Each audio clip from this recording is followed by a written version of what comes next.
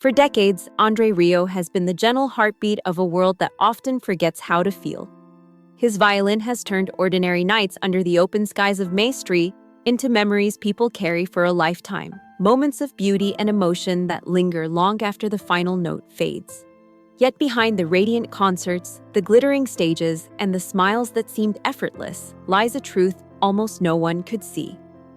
Now in his 70s, André has been battling a hidden illness that has challenged his balance, making every step on stage a careful negotiation with his own body. Each performance is no longer just a display of talent. It is a quiet, heroic struggle against dizziness, exhaustion, and the fear that one misstep could silence the music he has dedicated his life to. But it is precisely this fragility, this human vulnerability, that reveals the extraordinary courage and devotion behind the man who has spent decades lifting the spirits of others. Early life in a quiet city. André Léon-Marie Nicolas Rieu was born on October 1, 1949, in Maastricht, a quiet Dutch city that still carried the echoes of a Europe rebuilding itself after the war. Cobblestone streets whispered of hardship, church bells remembered sorrow, and in the midst of this landscape, a child arrived into a home that looked perfect from the outside but felt cold on the inside. His family was respected and cultured, yet warmth was absent. His father, André Rieu Sr., was a celebrated conductor capable of moving entire orchestras into thunderous applause. Yet with his own children, he was a silent storm. Discipline reigned and affection was measured in absence. His mother, Katharina, maintained elegance and precision, running their home like a score with no room for improvisation. André later reflected, not with anger, but simply with truth. "My parents did not love me. That is not a feeling. That is a fact." Born as one of 6 children, André grew up in a home where every mistake echoed louder than a scream, and silence ruled the dinner table. It was within this quiet, cold structure that he learned an important lesson. Applause can be loud, but it can never replace love. The first connection to music. At 6 years old, André picked up a violin that felt far too large for his small hands. The bow trembled in his grasp, not from fear, but from an urgent desire to feel alive. When he played, the house felt warmer, even if only for a moment.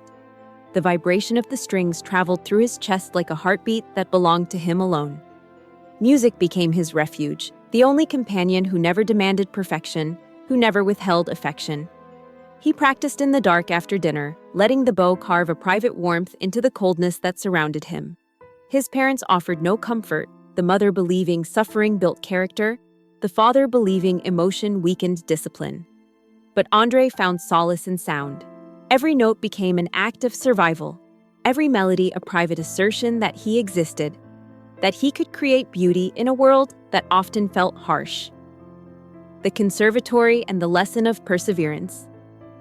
During his teenage years, André was sent to the Royal Conservatory of Brussels, a move that should have been a dream, but instead felt like an extension of the coldness of home. The halls were filled with ambition, yet devoid of compassion. Teachers demanded perfection, and emotions were dismissed. For André, this was a continuation of childhood lessons in endurance. He endured criticism, harsh evaluations, and the loneliness of an institution that valued technical skill above all else. But he also nurtured a quiet rebellion. He didn't merely want to perform music, he wanted to feel it and make others feel it. While others sought recognition and acclaim, André dreamt of warmth, connection, and joy. Emotions that had been absent from his upbringing. Reflecting on those years later, he said, "I was not born in warmth, so I learned to create it." It was here that the foundation of his legacy was laid, not through applause, but through the understanding that music could heal the human heart. Building the Maastricht Salon Orchestra. By the late 1970s, André had navigated years of cold precision, battling not only the demands of technique, but the emotional void left from childhood. In 1978, at the age of 29, he took the first truly fearless step of his career. With no support from his family, no safety net, and barely enough money, he gathered a small group of like-minded musicians. Together in a modest rehearsal space in Maastricht, They formed the Maastricht Salon Orchestra. Their early concerts were intimate affairs, held in drafty town squares and aging halls where the chairs creaked louder than the applause. Yet when they played, something miraculous happened. Audiences leaned forward, hearts softened, and faces lit with joy and wonder. For André, this was not just performance, it was transformation. He had discovered the power to create warmth, to generate the connection he had longed for as a child, and in doing so, he began turning his dreams into a living reality. Love and partnership. Alongside him in these formative years stood Marjorie, the woman who became both his anchor and his spark. She believed in him before the world did and gave him the courage to dream, even when obstacles seemed insurmountable. Their love faced resistance. His mother refused to acknowledge it and severed ties for years. But that rejection became a lesson in liberation. André reflected, "I no longer needed approval to breathe." Marjorie's unwavering support allowed him to take risks, to push boundaries, and to create music that wasn't just heard but felt deeply by those who listened. Their partnership became a pillar of his life, a reminder that human connection and unwavering faith can nurture even the most fragile dreams into reality. The rise of the Johann Strauss Orchestra. By 1987, after nearly a decade of building audiences one small concert at a time, André made a bold leap. He formed the Johann Strauss Orchestra with 12 musicians, defying critics who called him sentimental and fools who scoffed at his vision.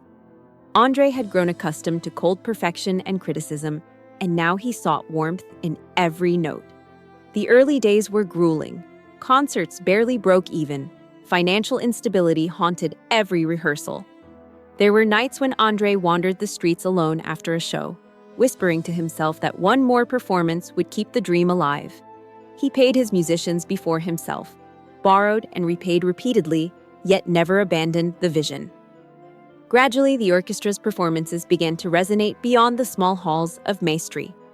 Audiences swayed, smiled, and stayed long after the final note, rediscovering the sweetness of feeling alive. Global recognition and hidden strain.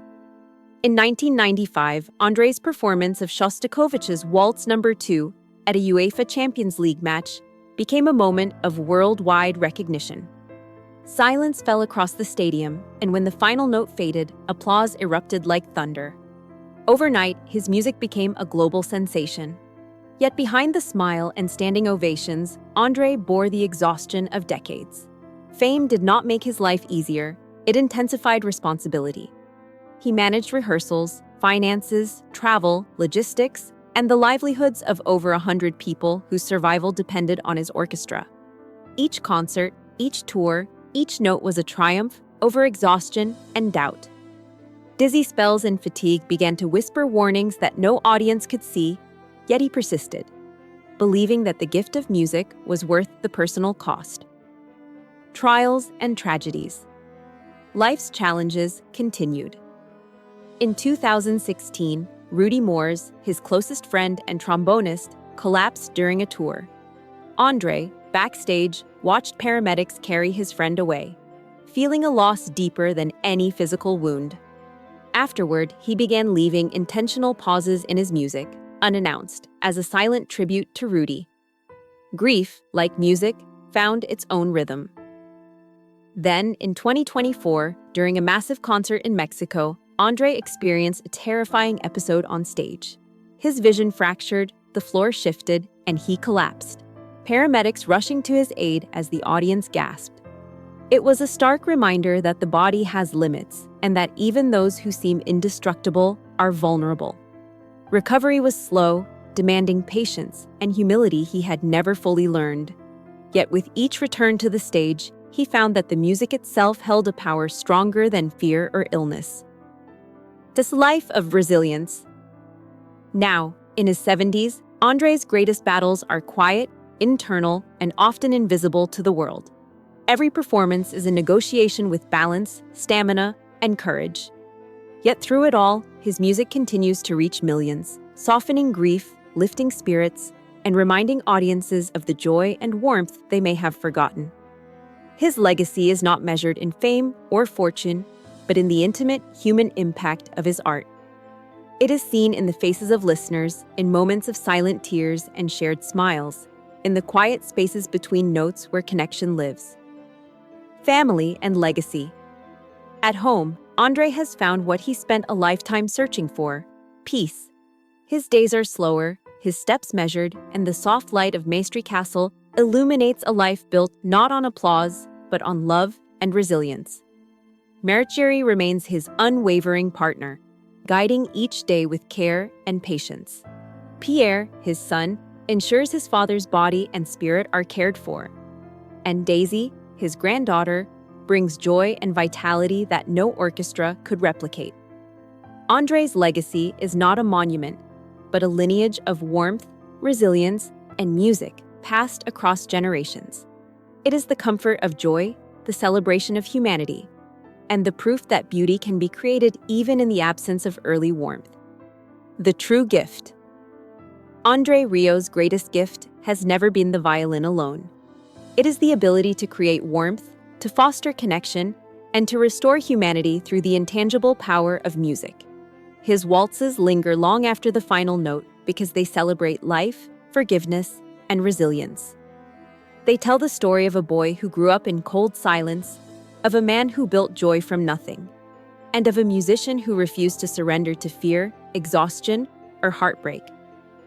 The world may remember the grandeur of his performances, the sold-out halls, and the standing ovations, but the true magic is found in the quiet moments where music touches hearts and bridges loneliness. The beauty of the later years. Today, André's life is quieter, gentler, and more deliberate. The applause has softened, but its meaning has deepened. Every note he plays carries decades of struggle, triumph, and love. His mornings are peaceful, his afternoons spent in private music, and his evenings surrounded by those who carry forward his vision with care and tenderness. The violin, once his refuge, now shares a home where he can nurture it as much as it has nurtured him. His story is one of survival, grace, and a relentless commitment to giving warmth to a world that so often forgets it. Conclusion. Beneath the chandeliers, behind the triumphs, beyond the stage lights, André Rieu's greatest legacy is the humanity he has restored through music. He transformed coldness into warmth, loneliness into connection, and silence into joy. He teaches us that the measure of life is not applause nor accolades, but the courage to persevere, the grace to rise after collapse, and the love to create beauty even when the world is uncertain. André's story is a testament to the enduring power of music, resilience, and the quiet, profound courage it takes to keep playing, no matter the cost.